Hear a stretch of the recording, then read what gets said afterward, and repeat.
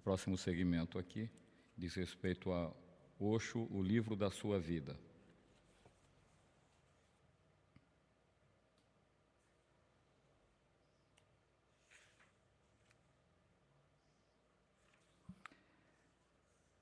A pergunta é a seguinte: se é verdade que o nosso próprio ser já está dentro de nós, por que só poucas pessoas conseguem encontrá-lo? E como podemos saber a diferença entre essa verdade e toda a mixórdia que encontramos dentro de nós quando nos voltamos para o nosso mundo interior?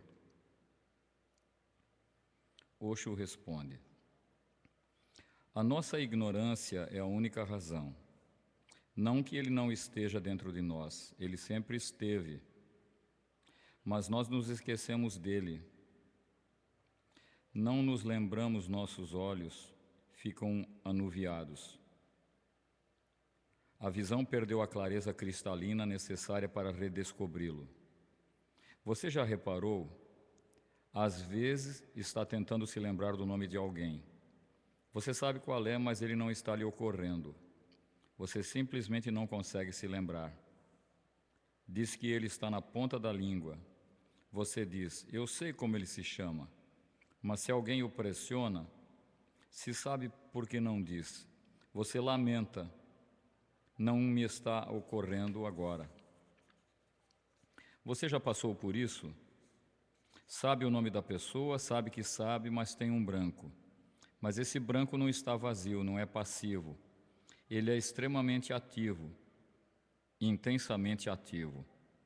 Ele está em busca, o próprio branco está em busca do nome esquecido. E, se observar, você notará outra coisa. Alguém sugere um nome e você diz: não, não é esse. Isso é maravilhoso. Você não conhece a verdade, mas reconhece o falso. Você diz: não é esse. Alguém sugere outro nome. Você diz: não, eu sei que nome é, e não é esse.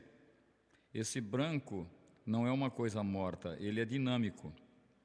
Ele reconhece o falso, sabe o que não é verdade, mas se esqueceu da verdade. Portanto, se alguém estiver lhe ensinando sobre um falso Deus, você imediatamente percebe. Não há nenhum problema quanto a isso. Se alguém estiver lhe oferecendo uma coisa falsa, você imediatamente percebe. Não sabe o que é verdadeiro, não sabe qual é a verdade, mas sente no mesmo instante que se trata de uma inverdade, porque a verdade está guardada dentro de você. Você pode esquecê-la, mas não esqueceu onde ela está guardada. É por isso que, sempre que ouve a verdade, algo dentro de você imediatamente a reconhece. Não é uma questão de tempo. Aqueles que não conseguem percebê-la acharão que você está hipnotizado. Eles acham que a pessoa tem de provar, tem de ponderar, tem de pensar a respeito, meditar e depois acreditar. Mas, sempre que você ouve a verdade, pela sua própria natureza, ela preenche o seu branco, pois a verdade dentro de você foi evocada. Sempre que ouvir uma verdade, saiba que ela não vem do exterior. O exterior é só uma oportunidade para o interior se abrir. Você percebe imediatamente quando algo é verdade. Não que possa discutir sobre ela, que possa prová-la, que esteja convencido dela, nada disso. Você é transformado por ela, não convencido. Trata-se de uma conversão, não de uma convicção.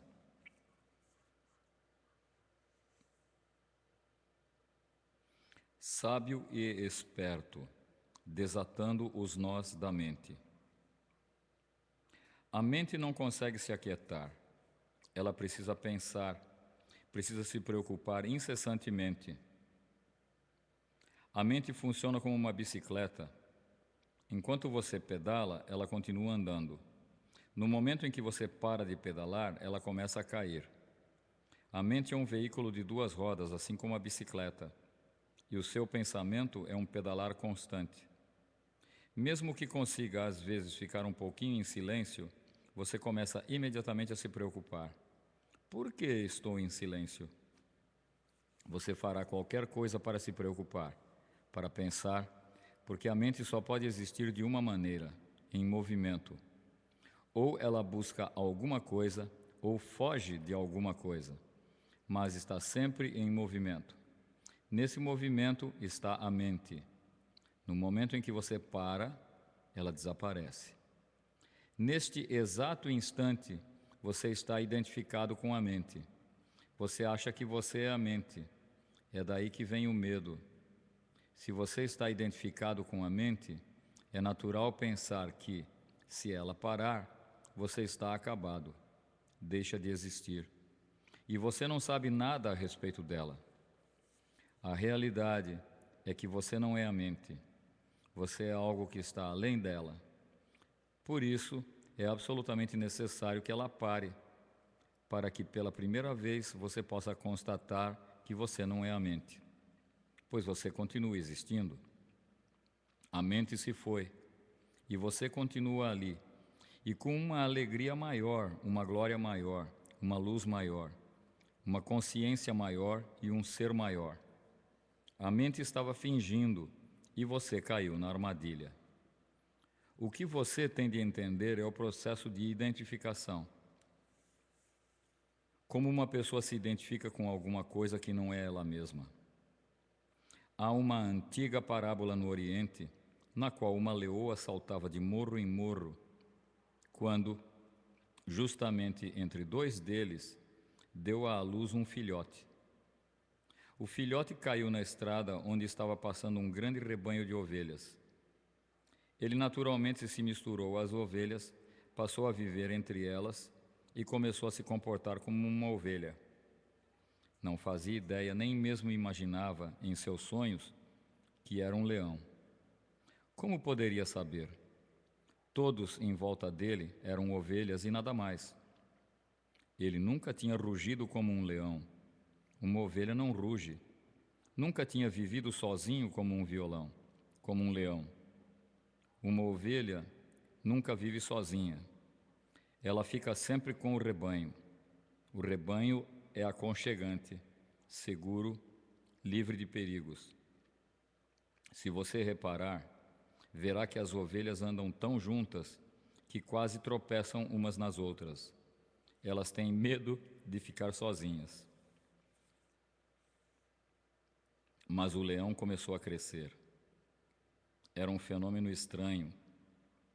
Mentalmente, ele estava identificado com as ovelhas, mas, biologicamente, contrariava essa identificação.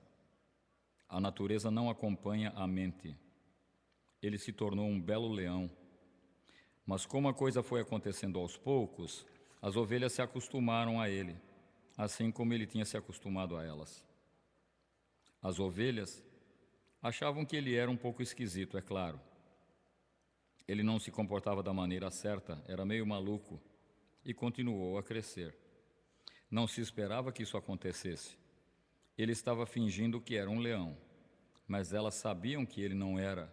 Elas o conheciam desde que nascera. Tinham cuidado dele e o amamentado também. Por natureza, ele era carnívoro. Nenhum leão é herbívoro, mas esse leão era, porque as ovelhas são herbívoras. Ele costumava comer capim com grande alegria. Elas aceitavam essas pequenas diferenças, o fato dele ser um pouquinho grande e ter a aparência de um leão. Uma ovelha muito esperta um dia disse: "Ele é só uma aberração da natureza. De vez em quando acontece." E o próprio leão aceitava isso como se fosse verdade. A sua cor era diferente e o seu corpo era diferente. Ele devia ser uma aberração, uma anomalia. Mas a ideia de que ele era um leão lhe parecia impossível. Todas aquelas ovelhas em volta dele, e as ovelhas psicanalistas, deram a ele explicações. Você é só uma aberração da natureza, não se preocupe. Estamos aqui para cuidar de você. Mas um dia, um velho leão passou pelo lugar e viu esse jovem leão no meio do rebanho, destacando-se entre as ovelhas. Ele mal pôde acreditar em seus olhos. Nunca tinha visto coisa parecida, nem jamais ouvido falar. Em toda a sua vida, da história de um leão que vivesse em meio às ovelhas sem lhes causar nenhum medo. E o leão se movia exatamente como as ovelhas, comendo capim. O velho leão não podia acreditar no que via.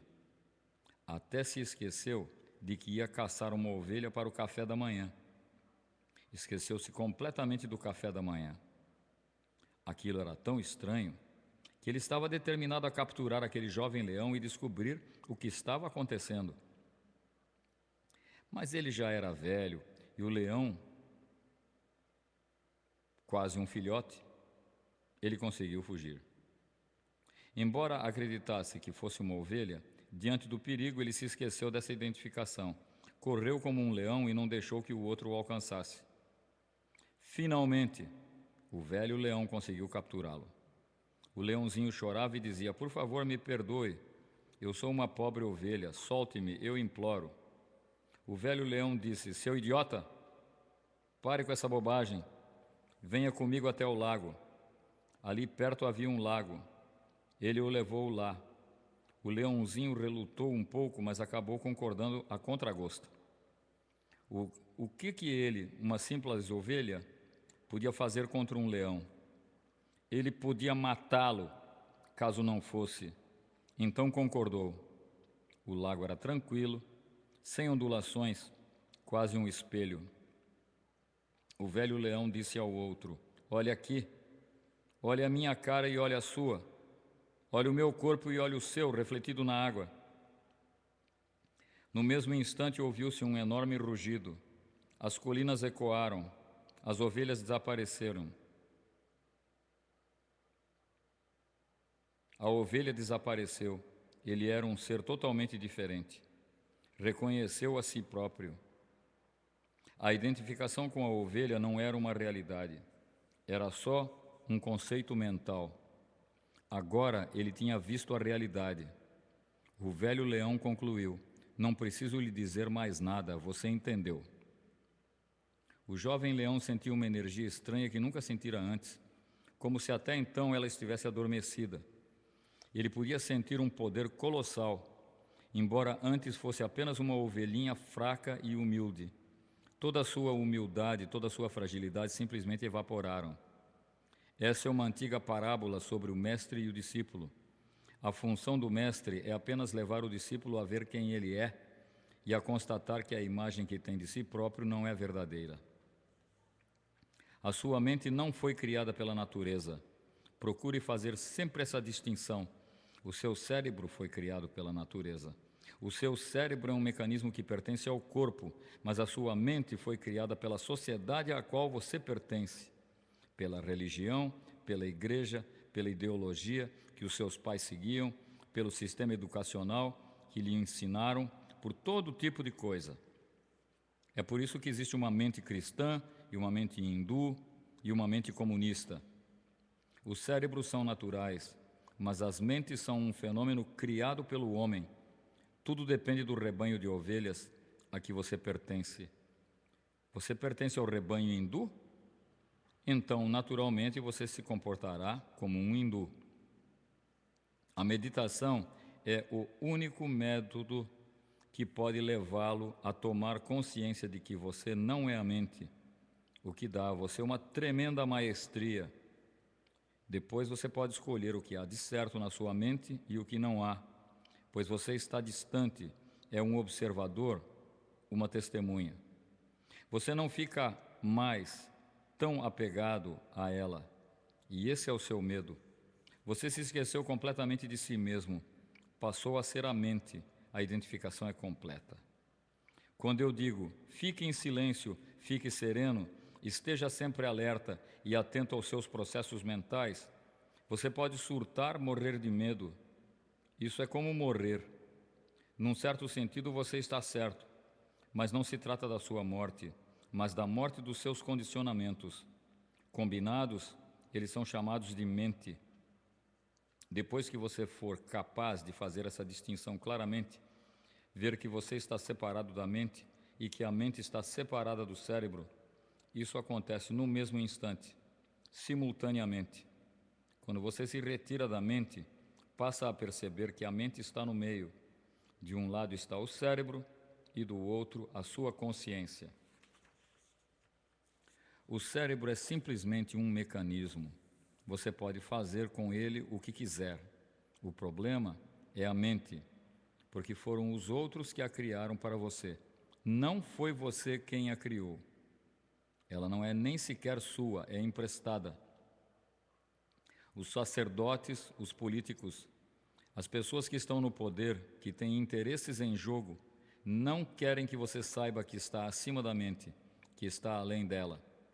Eles têm feito tudo para que você continue identificado com a mente, pois a mente é manipulada por eles, não por você. Você está sendo enganado de um modo muito sutil. Quem manipula a sua mente está fora de você. Se a consciência se identifica com a mente, o cérebro não pode fazer nada. Ele é um simples mecanismo. Qualquer coisa que a mente queira, o cérebro faz. Mas se você se separar da mente, ela perde o poder. Do contrário, ela é soberana. Osho.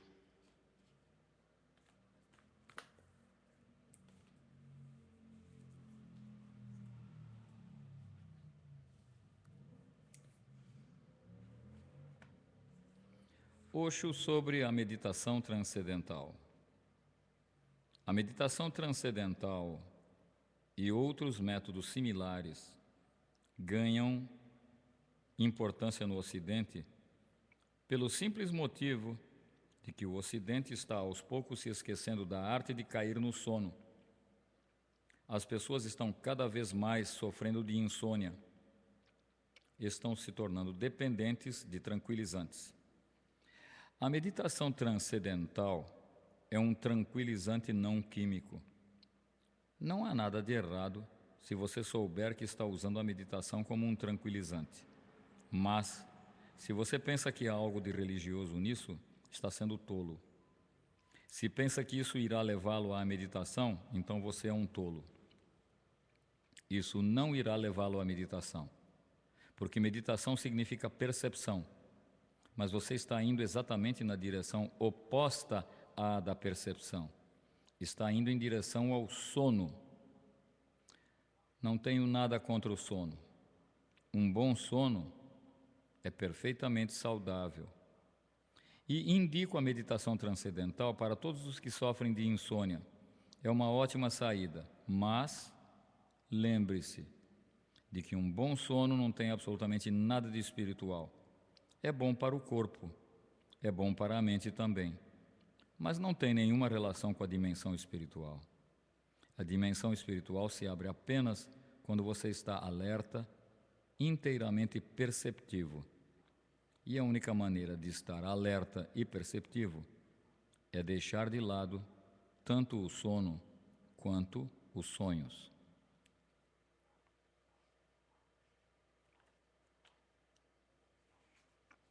Osho sobre pensar. Você já observou o que acontece sempre que você pensa? Sempre que você pensa, você está fechado. Tudo que está no presente é abandonado. Você se move num caminho de sonhos em sua mente. Uma palavra chama a outra, um pensamento gera outro e você continua se movendo. Quanto mais se move em pensamentos, mais longe você fica da existência. Pensar é uma forma de se afastar. É um caminho de sonhos, é sonhar em conceitos. Volte à terra, mantenha seus pés no chão, fique conectado à terra, seja substancial, retorne à existência. Os problemas da vida só podem ser resolvidos quando você estiver firmemente enraizado na existência. Ao flutuar em pensamentos, você se afasta das raízes, e quanto mais distante estiver, menor será a possibilidade de resolver qualquer coisa.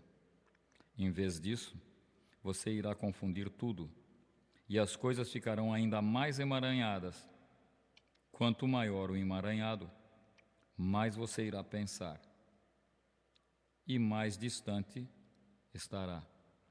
Tenha cuidado ao pensar. Osho.